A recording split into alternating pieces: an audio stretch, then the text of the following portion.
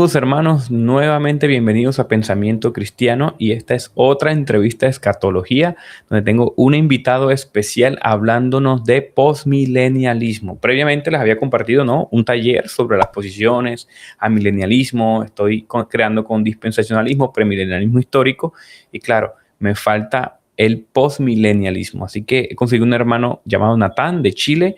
Así que te invito a que sigas la serie, la playlist, que te voy a dejar aquí en la descripción del video, para que sigas de pronto estudiando, mirando todas las posturas y tú, con tu Biblia, puedas tomar una posición que realmente entiendas, que corresponde mejor con la Biblia y con el fin de los tiempos. Entonces, quiero dar la bienvenida aquí a mi hermano Natán Anderson. Natán, ¿cómo estás? Bienvenido. Muy bien, hermano, muchas gracias por la invitación.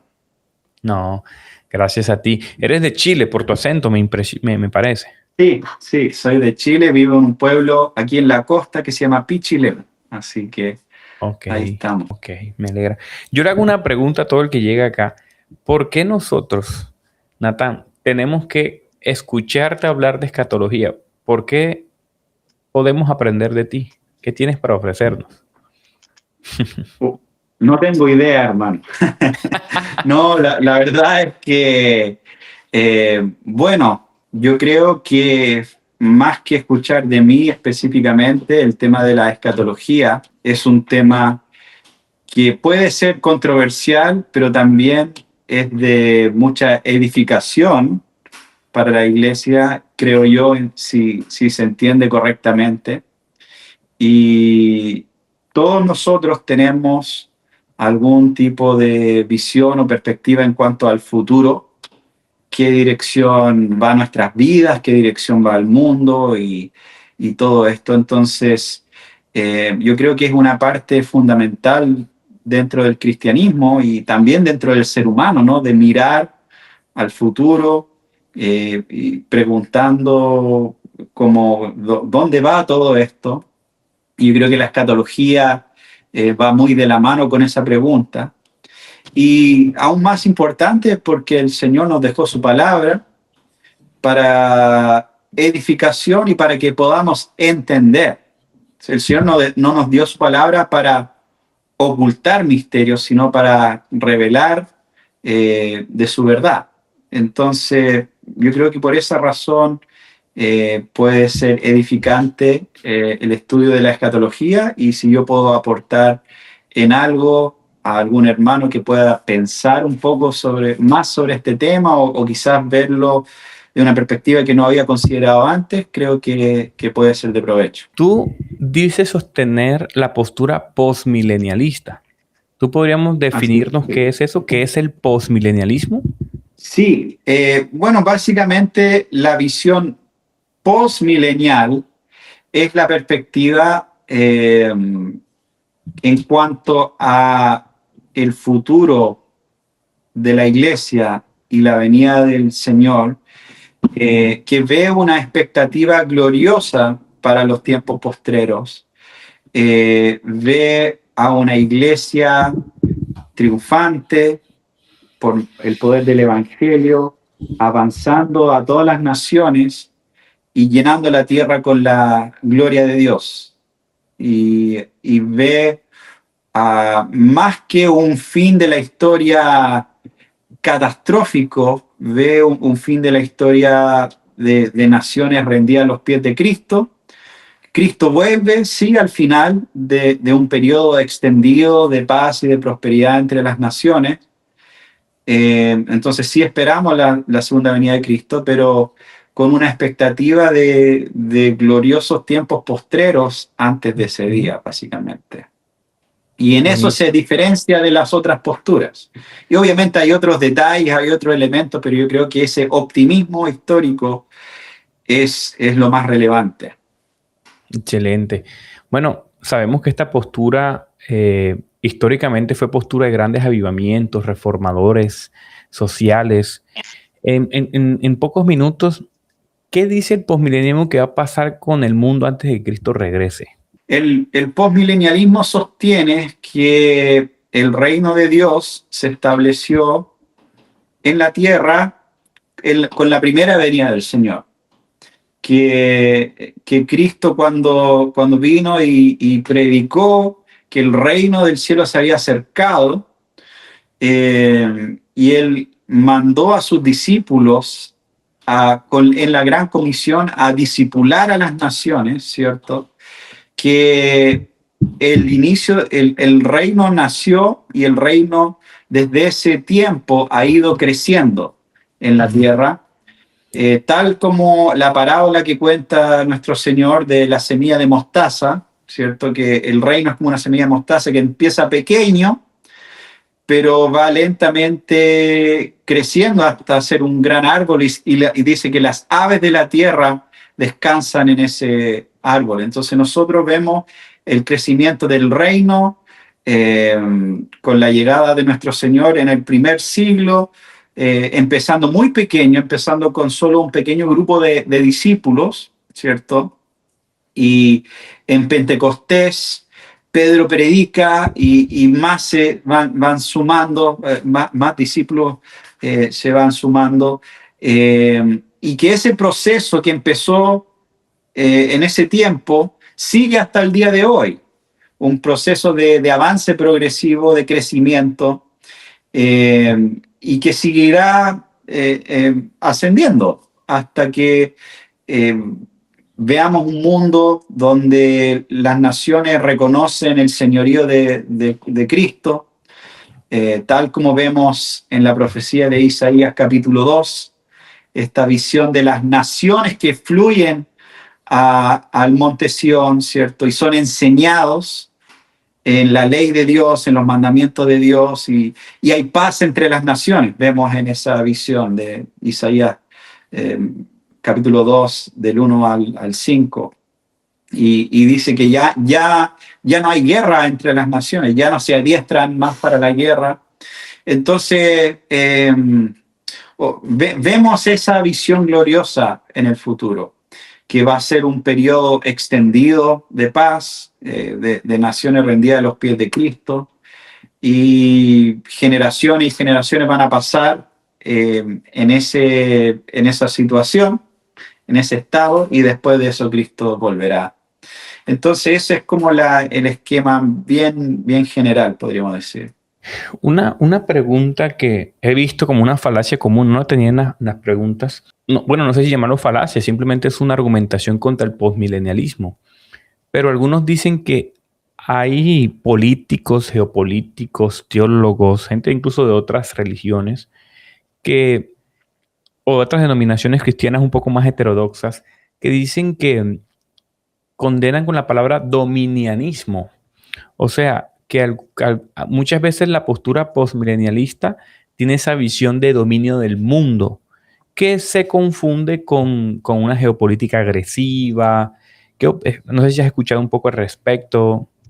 ¿Cómo responderías a esas objeciones desde el postmilenialismo? Bueno, si vamos a hablar de dominionismo, o sea, la palabra dominio en el contexto que se usa, viene de Génesis capítulo 1, ¿cierto? 1:28, donde Dios le manda al hombre a ejercer dominio sobre la tierra, sobre la creación.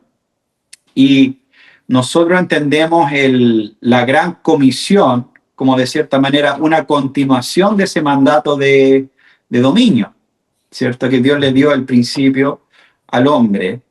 Y por medio de la gran comisión es como una recapitulación de ese mandato en el poder del Espíritu, avanzando a todas las naciones, y trayendo transformación, porque la predicación del Evangelio trae transformación a hombres individuales, ¿cierto?, en sus vidas, pero el efecto colectivo de esas transformaciones que vamos viendo en individuos empieza a tener un efecto primeramente sobre una familia. Entonces, por ejemplo, una persona conoce al Señor, quizás tenía ciertos hábitos, cierta manera de vivir, contrario a los principios de Dios, pero empieza a leer su Biblia, empieza a buscar al Señor y cambia su rumbo, y eso empieza a afectar a su esposa, a sus hijos, y después estas familias van afectando sus comunas. Entonces nosotros lo vemos, el mandato de dominio en todo esto, no como una mala palabra, podríamos decirlo, sino como un término bíblico. Ahora, las personas que podrían ser críticos de eso y usan el término dominionismo como algo peyorativo, quizás se están refiriendo en algunos casos a algunos predicadores carismáticos que han usado algunos elementos de este tipo de lenguaje, pero yo creo que si se va a hacer una crítica al concepto de dominionismo, tiene que ser un poco más sustantivo. Eso es lo que yo diría a las personas, porque hay una cierta como falacia de que si hablamos de esto, del mandato de dominio y de la importancia de estar presente en la cultura, de todas estas cosas, que de cierta manera estamos buscando imponer de manera violenta nuestros principios o algo por el estilo. Pero yo creo que la realidad es totalmente la contraria, porque el postmilenialismo es la postura que más pone en alto el poder del evangelio en la transformación de las naciones.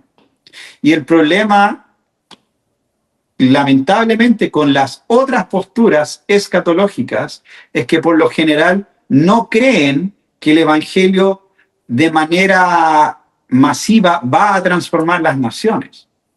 Creen que va a tener algún efecto en algunas personas en la mayoría de las naciones de la tierra, pero no creen que va a llevar a una transformación, no creen que la nación en sí va a ser discipulada. Creen que esas son realidades que solo vendrán después de la segunda venida de Cristo.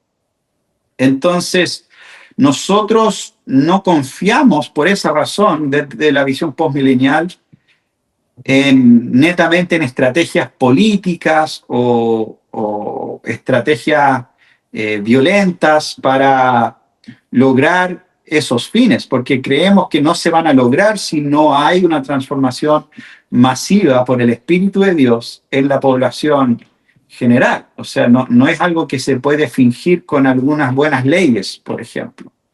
Entonces, nosotros ponemos un peso grande en la necesidad de una transformación por medio del Evangelio y en el poder del Evangelio, que el Evangelio es capaz de traer esa transformación a las naciones.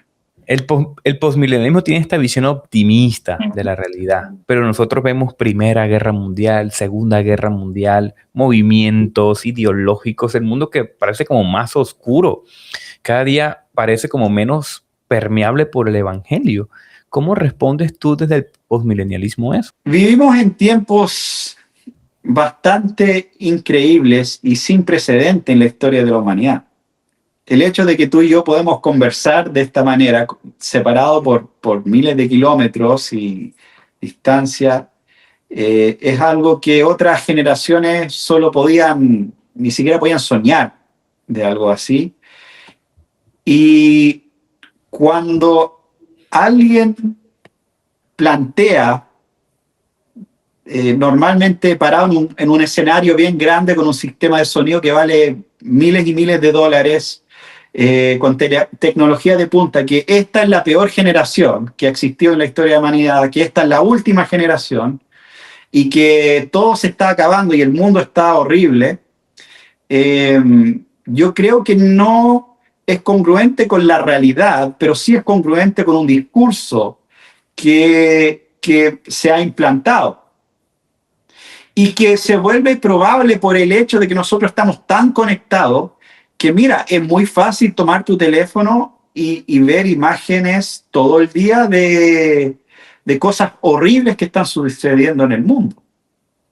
Pero no es que antiguamente no estaban sucediendo cosas horribles en el mundo, es solo que no tenían el teléfono para estar mirando en Twitter o en X todas las imágenes de guerra, de bombas, de todas las otras cosas. Entonces, para entender un poco o tener una visión un poco más clara sobre el progreso en la historia, hay que dar un paso atrás y tener una visión un poco más completa de la historia. O sea, vamos al año, no sé, por decir algo, 80 antes de Cristo. ¿Qué clase de mundo era este planeta? Bueno, era un mundo donde prácticamente todas las naciones de la Tierra adoraban demonios, estaba lleno de oscuridad. Sí había un pueblo, Israel, que se supone que iba a ser una luz para las naciones, pero aún ese pueblo pequeño de entre todas las naciones de la Tierra que seguía a Jehová, muchas veces caían en idolatría, iban tras otros dioses. Era un mundo lleno de oscuridad. Llega Jesús y proclama que el reino de los cielos se ha acercado.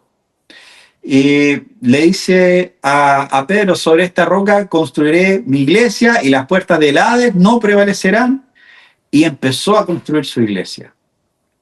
Y con el pasar del tiempo, con el pasar de los años, como mencioné antes, se empezaron a sumar unos pocos, unos cuantos. Y mira, esta información yo la encontré hace un tiempo. Son unas cifras de US Center for World Missions, asumiendo que estos estimados tienen algo de realidad. Según esto, lo que tengo acá decía que en el año 100, ahora pasamos del año 80 antes de Cristo, ahora saltemos al año 100 después de Cristo, por ejemplo. Y según estas cifras que encontré en algún momento, solamente una persona en cada 360 personas en el planeta era cristiano. ¿Ya? Y es importante entender esto de dos perspectivas, porque estamos hablando de proporción. Entonces, sí, hoy en día tenemos una población mundial muy grande, pero incluso en esos tiempos, cuando la población mundial era más pequeña, en el año 100 después de Cristo, solamente uno en cada 360 personas era cristiano. Ahora saltamos al año 1000 después de Cristo, o sea, 1000 años pasan, y según estas cifras, solamente uno en cada 220 personas era cristiano. Eso es casi, es menos de 1%, es la mitad de 1% prácticamente. Y después saltamos al año 1900, o sea, casi 1900 años después de Cristo, y según esto, uno en cada 27 personas en el mundo era cristiano. O sea, un aumento considerable de menos de 1% a 3.7% de la población mundial declaraba en algún sentido seguir a Cristo. Y después, bueno, llegamos a la era moderna, a la era actual. Esta cifra es de 2010 y es como un tercio del planeta prácticamente, casi más de 2.000 millones de personas dicen ser cristianos hoy en día. Ahora tú puedes decir, bueno, muchos de ellos no son verdaderos cristianos, y está bien, pero mira los porcentajes, de menos de 1%, en 1000 después de Cristo a 31%. Si alguien está pensando de que toda la historia de la iglesia es simplemente una historia donde las cosas han estado mal, siguen estando mal y al final se van a poner muy, muy malas, eso no es lo que nos indica la historia. Sí, pasaron 2 guerras mundiales, pero ¿quién ganó esas guerras? No los ganaron los nazis, los alemanes. Sería un mundo muy distinto quizás si hubieran ganado. Entonces, sí, muchos usan ejemplos de, mira que está mal el mundo, pero no, muchas veces no se toma en cuenta que somos la generación más privilegiada en la historia de la humanidad, por lejos. Las personas más pobres hoy en día tienen acceso a mucho más cosas que incluso algunos de los reyes de la antigüedad. Entonces, yo no baso mi argumento necesariamente en el desarrollo de la historia, pero si vamos a ir al desarrollo de la historia, es evidente que el cristianismo ha transformado el mundo y sigue transformando el mundo. De hecho, hay un libro que le recomiendo a quizá los hermanos que nos están escuchando. Creo que incluso está disponible en español. Yo lo leí en inglés, pero está en español por un historiador inglés que es agnóstico, que no es cristiano, que se llama Tom Holland. No el actor de Spider-Man, otro Tom Holland, Dominio, ¿sí? Brutal Dominio libro, de buenísimo. Tom Holland. Es un libro increíble porque muestra que el impacto que ha tenido el cristianismo en la historia de la humanidad y que muchas de las cosas que hoy en día muchos piensan que es como normal o algo básico de la educación, no lo es. En la antigüedad, el mundo romano, el mundo griego, era una brutalidad. Y Sí, nosotros no entendemos eso porque en nuestras naciones han sido tan afectadas por la luz del Evangelio que asumimos que siempre las personas han pensado así. Y en eso vemos el impacto del cristianismo. Y nosotros, desde la perspectiva postmilenial, no nos quedamos con las victorias del pasado, sino que decimos, sí, hemos llegado a este punto y se vienen días más gloriosos. Eso es lo que amén. nosotros concluimos de eso. Natán, me siento persuadido. Natán, yo soy premilenista histórico, pero mi consejera bíblica me decía que yo soy de esas personas que ve el vaso medio lleno. Y cuando tú me dices esto, o sea, tiene mucho sentido. Creo que a veces nuestra percepción de la realidad por las redes sociales, porque uno no tenía tanta exposición ante la maldad, el secularismo, tanta información, lo permea a uno, pero sí recuerdo, tendría que buscar, ¿no? Igual no sé si me puedes pasar ese estudio, lo dejo aquí en la descripción del video, pero Pew Research dice que el cristianismo y el islamismo están en aumento, ¿verdad? Entonces el cristianismo sí está en aumento, pero parece que no. Según el postmilenialismo, ¿cuál es el rol de Israel o el estado también actual de Israel dentro del plan postmilenial?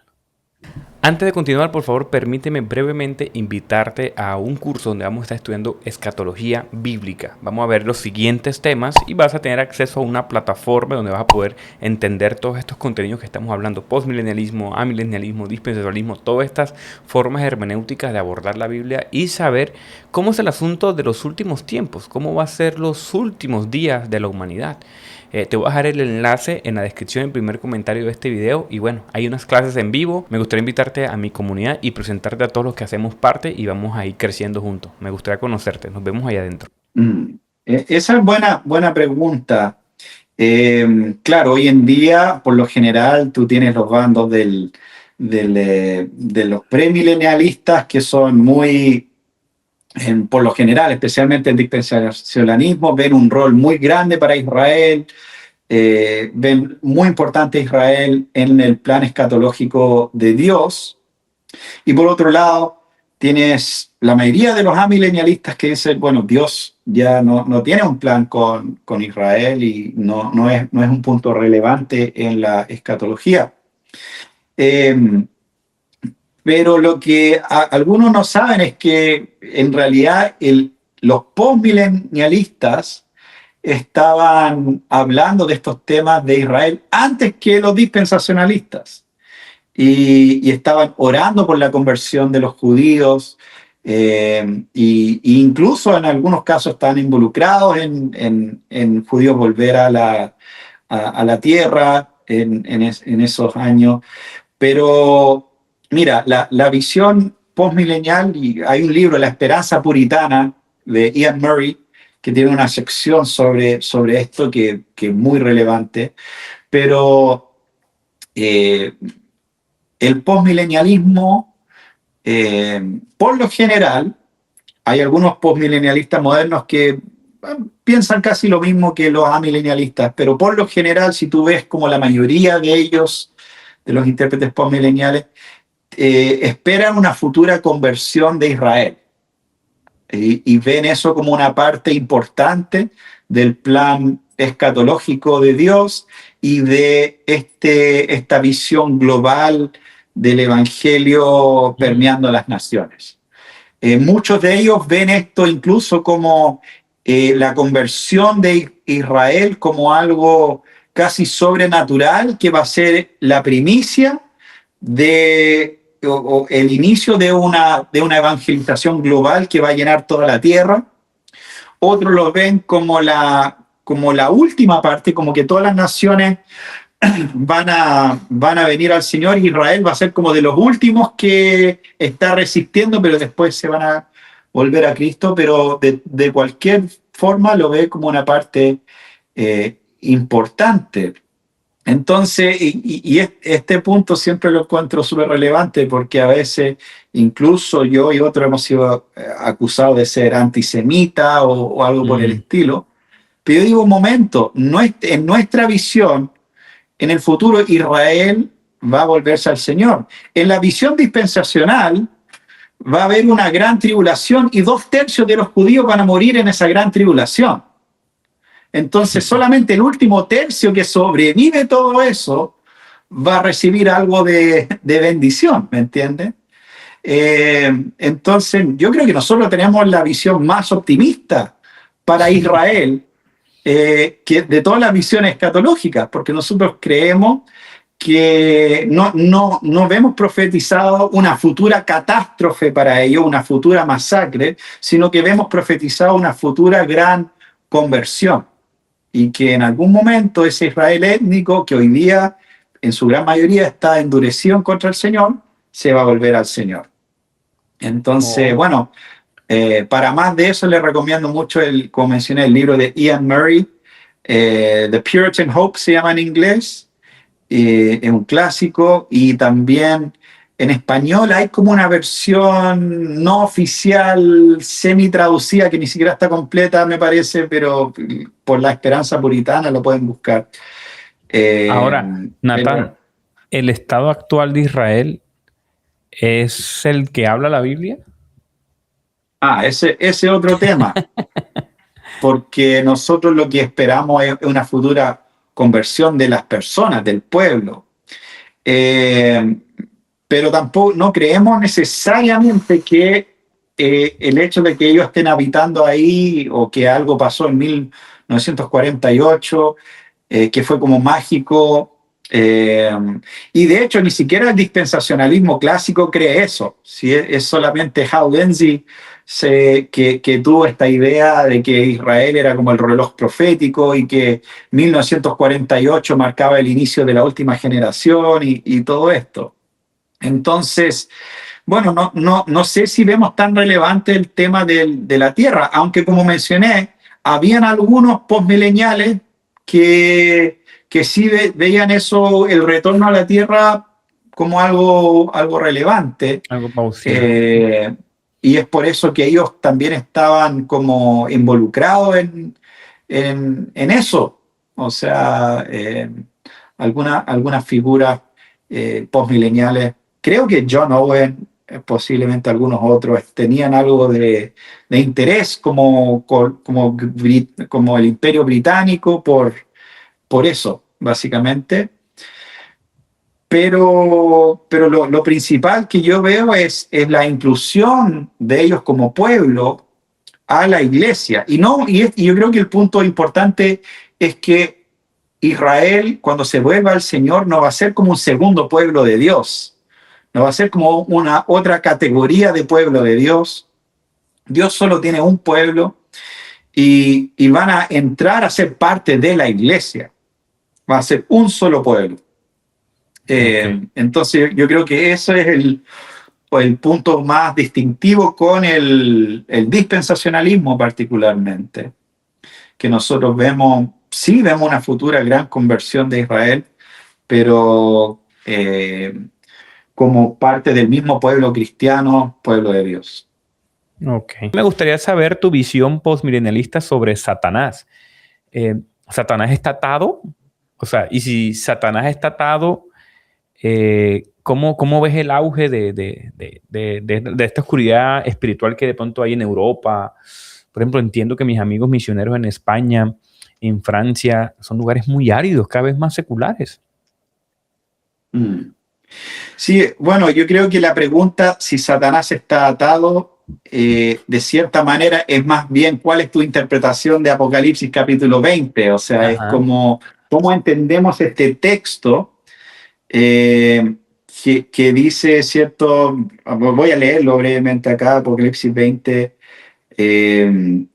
3 dice, lo arrojó al abismo y lo encerró y lo puso un sello sobre él para que no engañara más a las naciones hasta que se cumplieran los 1000 años. Y tiene que ver con esta atadura de Satanás y de qué está hablando. Y también está conectado con Apocalipsis 19, porque acabamos de hablar de Apocalipsis 19 y una de las preguntas más importantes en gran parte del debate escatológico sobre el milenio es la relación entre Apocalipsis 19 y Apocalipsis 20. Si es una relación cronológica o si es una relación de paralelismos, ¿cierto? De cosas que no son necesariamente cronológicas, sino que están ocurriendo, sino que es otra imagen simplemente de cosas que quizá incluso ocurren de manera paralela. Y la respuesta premilenial es que es cronológico, o sea que en Apocalipsis 19 ven una imagen de Jesús retornando a la tierra en su segunda venida, y inmediatamente después Satanás es atado y este reino milenial empieza sobre la tierra. La visión amilenial lo ve más bien de una manera paralela, donde no hay una continuidad necesariamente cronológica entre Apocalipsis 19 y Apocalipsis 20, sino que es otra imagen, es otra visión. Entonces, es interesante porque desde la perspectiva postmilenial se puede ver de las dos formas. O sea, por ejemplo, la mayoría de los postmileniales más antiguos, como Jonathan Edwards, eran historicistas, entonces ellos no veían la segunda venida de Cristo en Apocalipsis 19, y lo que sí veían era el fin de este periodo como intenso de batalla de la iglesia en la tierra, y que con el inicio de Apocalipsis 20 es como este periodo de paz y prosperidad empieza, de cierta manera. Pero también muchos postmileniales no lo ven de esa manera, sino que lo ven más similar a los amileniales. Y yo diría que eso sería la mayoría hoy en día. La mayoría de los comentarios, la mayoría de los estudiosos. Mi perspectiva es similar, pero también es un poco distinta, porque es la perspectiva más bien de Benjamin Warfield, de este profesor de Princeton, que era postmilenial, y él entiende la atadura de Satanás y la descripción de los santos reinando en estos primeros versículos de Apocalipsis 20 como un contraste de la realidad terrenal y la realidad celestial.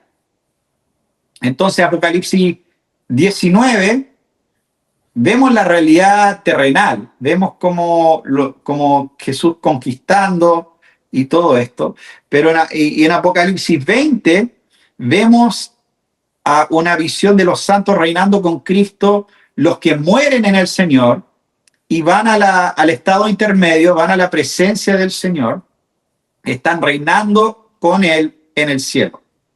Y en esa condición, Satanás está atado. Satanás ya no los puede tocar porque están en la presencia del Señor.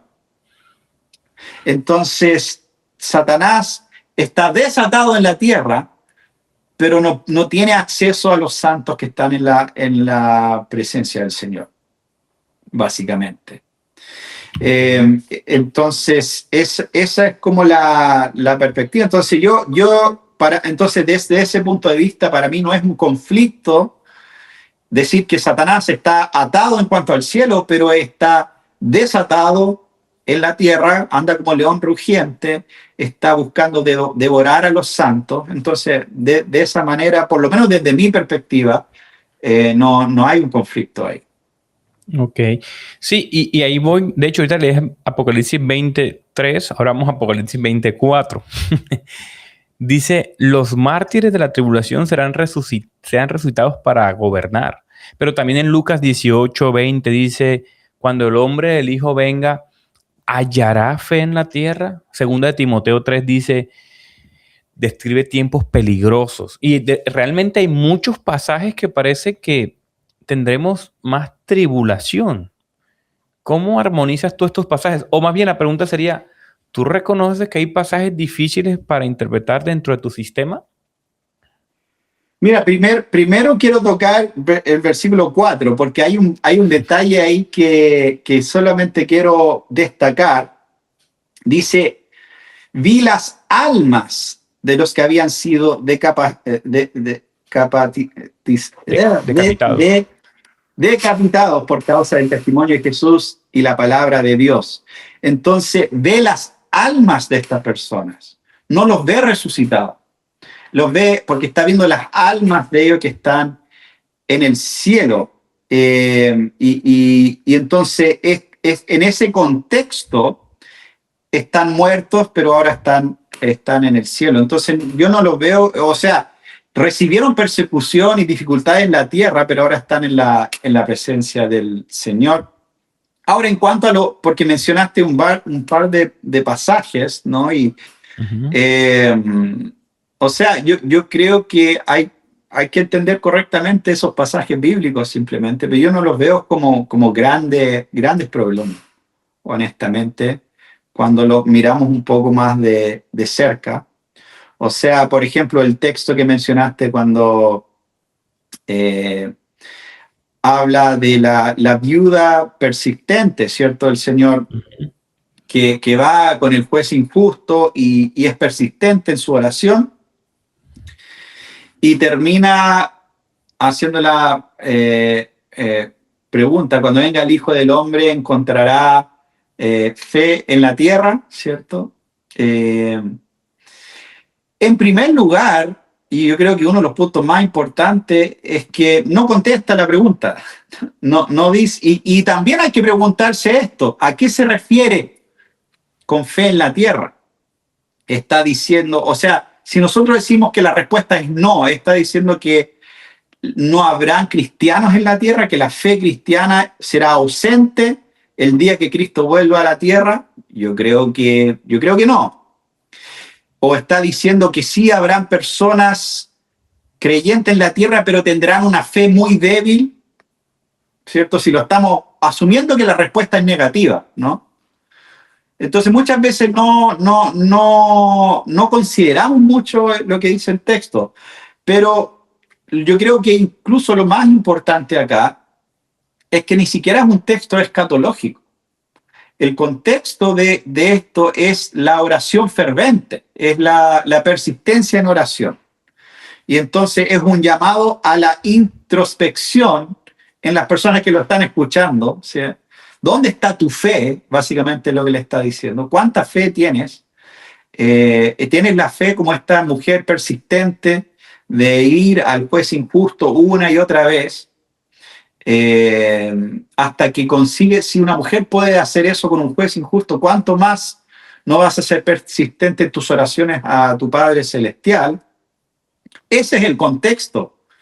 No es un momento donde Jesús vino a revelarles detalles sobre la condición del mundo o la cantidad numérica de cristianos cuando Cristo vuelva, básicamente. Entonces yo creo que usar eso como un texto escatológico termina sacándolo de contexto, finalmente.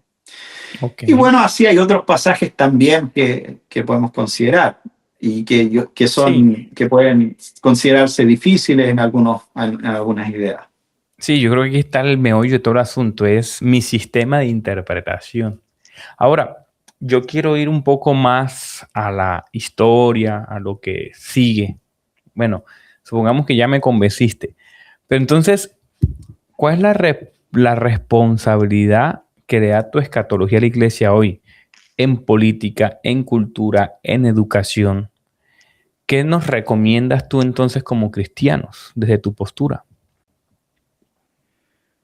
Bueno, depende. Si hablamos de la iglesia principalmente en el sentido de la institución que Cristo estableció, entonces el rol principal que tiene la iglesia en ese sentido es predicar la palabra, administrar los sacramentos. O sea, esos son los aspectos de la iglesia visible, donde debería estar metido. O sea, no sé, yo no creo que la iglesia bautista de Pichilemu, por decir algo, debería tener un candidato político o debería tener algo así por el estilo. Pero por otro lado, como cristianos, cuando el Señor nos salva, estamos llamados a desempeñar nuestra vocación, nuestra labor en diferentes áreas. No estamos llamados todos a ser pastores y administrar los sacramentos. Estamos llamados a desarrollarnos de diferentes formas. Y también en el contexto moderno que vivimos, donde estamos en democracias hasta cierto punto representativas y tenemos la opción de votar, pues deberíamos siempre votar y actuar de una manera que está en acorde con la ley de Dios, con sus mandamientos, con sus principios, con la justicia, con todo lo que vemos en la palabra de Dios, ¿cierto? Pero no creemos que esas leyes por sí solas o ese poder por sí solo va a traer una transformación, porque finalmente, si no hay un cambio en el corazón de las personas, va a traer una transformación muy superficial y muy temporal, ¿cierto?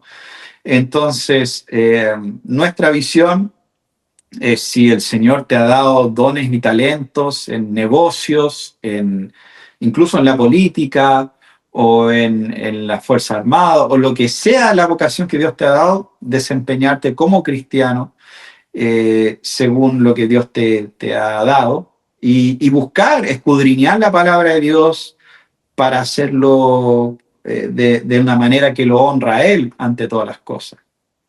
Pero no vemos la política o estas otras áreas como el Salvador. Vemos el Evangelio como el mecanismo que trae la transformación, y vemos la política y todo lo demás como un elemento más que necesita ser transformado por el poder del Evangelio. Ok. En esa misma línea, ¿cómo no? Bueno, como te digo, es muy optimista, ¿verdad? Se ve muy optimista. De hecho, a mí me encanta. A mí me encantaría ser postmilenialista y me siento persuadido.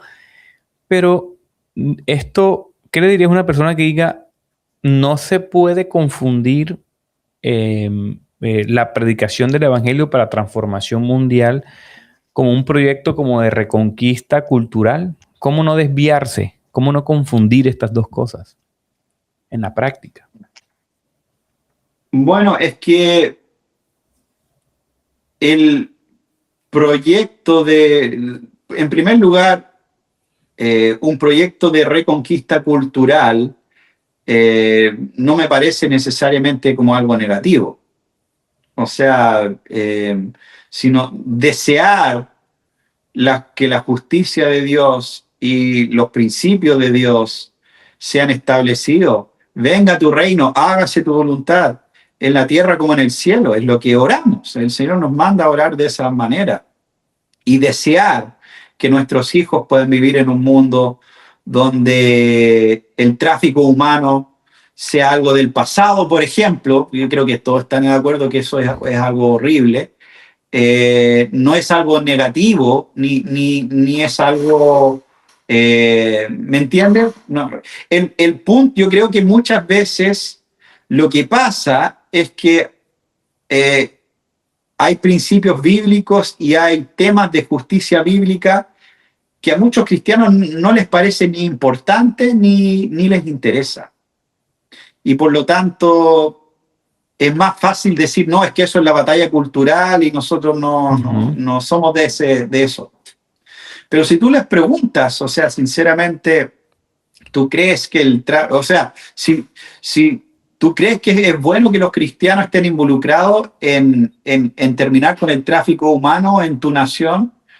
Yo creo que van a decir que sí. Ahora, si les preguntas, ¿tú crees que es bueno que los cristianos estén involucrados en terminar con el aborto en tu nación? Oh, wow, ahí se pone un poco más... No podemos hablar de eso, porque es un tema político y Dios no está interesado en esas cosas. Entonces, ahí es donde hay una dicotomía, yo creo, que es profunda muchas veces, pero también tiene que ver con, yo creo, en gran parte, no querer ser visto como fanáticos por el mundo. Entonces, muchas veces se asumen las críticas y las etiquetas que el mundo da como propias. Y ahí es donde a veces hay este temor de ser visto como raros, como extraños. Pero por otro lado, tenemos que mantener siempre la centralidad del Evangelio y entender que ninguna transformación social real va a venir aparte de la predicación del Evangelio. Genial. Entonces, las mejores personas que yo veo haciendo esto son las que van estas dos cosas de la mano, en ese sentido. O sea, por ejemplo, yo escuchaba a otro hermano que me parece que es postmilenial, de hecho, que tiene estos ministerios hablando en contra del aborto y todo esto en la universidad, en diferentes lugares. Y siempre es bueno verlos porque habla con claridad.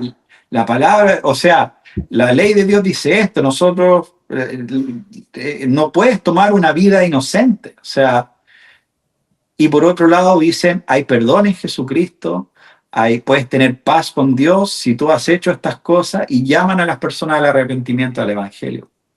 Entonces yo creo que hay que poder llevar las dos cosas con claridad como cristianos, y que las dos cosas finalmente honran al Señor. Amén, así es. Me encanta. Tengo otra por acá. Bueno, esta se la hice a todos. Si tuvieses que señalar la debilidad más real de tu postura, ¿cuál sería? Yo creo que la debilidad más real en el caso del postmilenialismo es que simplemente no es una postura muy conocida y muchas personas no han leído los libros, no conocen los autores. Muchas veces conocen a los autores de nombre, pero no conocen su escrito. Incluso es triste, pero en algunos casos de libros que se han traducido al español, han omitido las partes del libro que hablan de postmilenialismo. Entonces, no me acuerdo de ¿cómo se llama esta teología sistemática de Charles Hodge, por ejemplo? Charles Hodge era postmilenial de la escuela de Princeton también, y cuando él llega, yo tengo la edición en inglés de 3 volúmenes, y cuando llega a la parte de escatología, de hecho fue chistoso porque estaba hablando con un amigo y me preguntó dije, mira, revisa esto, y fue a su edición en español y dijo, pero un momento, yo no tengo eso, no tengo lo que tú tienes ahí. Omiten toda la sección de postmilenialismo, de escatología prácticamente. De hecho, lo mismo pasa con Matthew Henry, hicieron lo mismo, el comentario de Matthew Henry, omitieron esa parte, porque según ellos ya no es relevante. Esos son visiones anticuadas que ya no son relevantes. Entonces incluso pusieron en lo de Matthew Henry, pusieron otra sección con otra visión totalmente distinta. Entonces, lamentable, yo creo que ese es el punto más débil. Y yo no estoy hablando solamente en el contexto como popular de redes sociales o algunos libros de algunas ediciones. Si tú vas a la mayoría de los seminarios y pagas un curso y tienes un profesor hablando de escatología, cuando hablan de postmilenialismo, lamentablemente muchas veces, en mi experiencia, están repitiendo lo que otro profesor les dijo a ellos, pero que nunca habían ido a las fuentes principales para aprenderlo y para refutarlo, por lo menos. Entonces, yo creo que esa es una de las debilidades más grandes del postmilenialismo, que hoy en día se conoce mucho sobre el premilenialismo, se conoce algo bastante más sobre el amilenialismo, pero el postmilenialismo, muy pocos tienen acceso incluso a las fuentes y a los libros relevantes, y por lo tanto hay muchas caricaturas sobre lo que se cree. Sí, sabes que te doy la razón en ese punto porque yo estoy preparando como un contenido de escatología y claro, compro libros como por temas específicos, lenguaje del segundo advenimiento, libros, por ejemplo, específicos sobre el rol de Israel. Y aquí en este libro que se llama Momento Trascendental, de este autor, que me recomendó un amigo, cuando se habla de pre-a, pero después viene post, el post es como que se toca por encimita. Yo no sé si es que el autor no conocía o simplemente como lo desestimó como algo intrascendente, como no válido, y eso me causó curiosidad.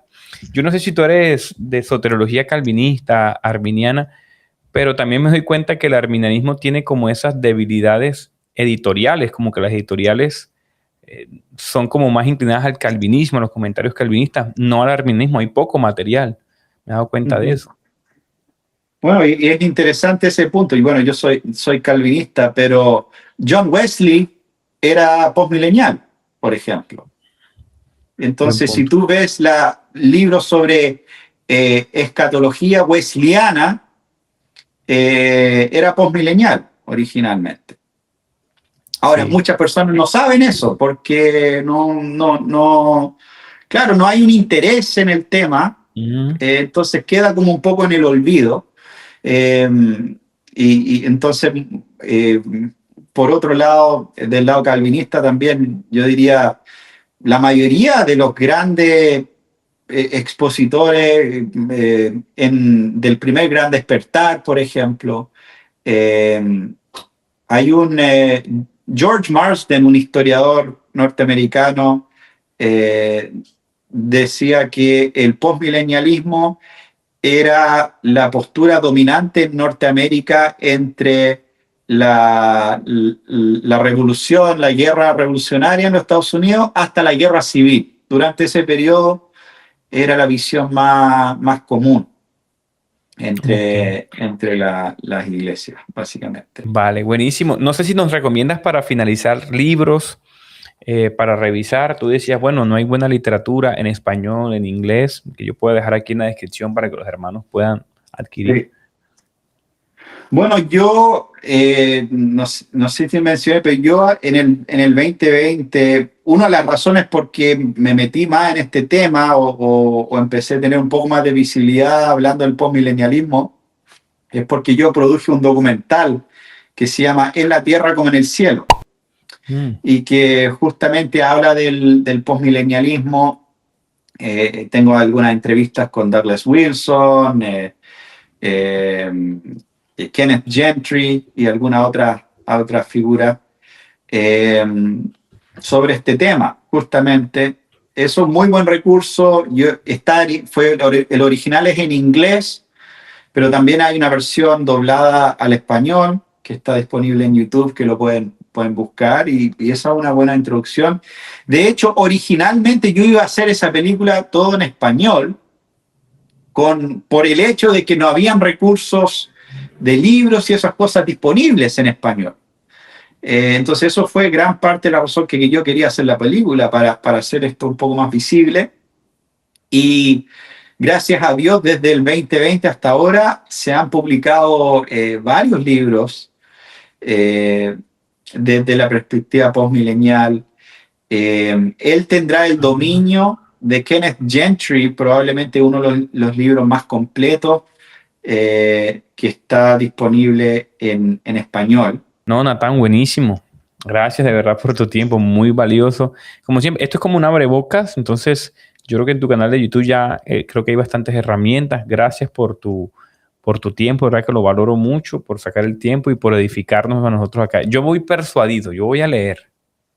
Te aviso cualquier cosa, Buenísimo, si me uno al equipo. buenísimo, hermano. Ahí Sí, está. eso es la idea. Yo creo que lo importante de esto es escucharnos como hermanos, escuchar diferentes perspectivas y ir a la palabra y ver si es así, básicamente, Así es. como los hermanos de Berea hay que ser con estas cosas. Total. Mi hermano, te agradezco mucho y te mando un fuerte abrazo. Saludos a tu familia y que estés muy bien. Muchas gracias, Chao. hermano.